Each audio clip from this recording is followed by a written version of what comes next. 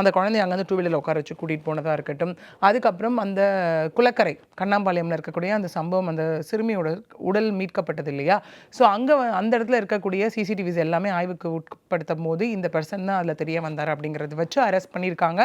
Arrest பண்ணதுக்கு அப்புறம் அவர் வந்து அந்த இடத்துல வாக்குமூலம் கொடுத்ததா இருக்குது, கன்ஃபெஷன் ஸ்டேட்மெண்ட். ஆமாம், நான் இந்த மாதிரி கூட்டிகிட்டு போய் பாலியல் வன்கொடுமைக்கு ஆளாக்கப்பட்டு நான் கொலை பண்ணேன் அப்படின்னு சொல்லப்பட்ட ஒரு விஷயம் அந்த இடத்துல இருக்குது.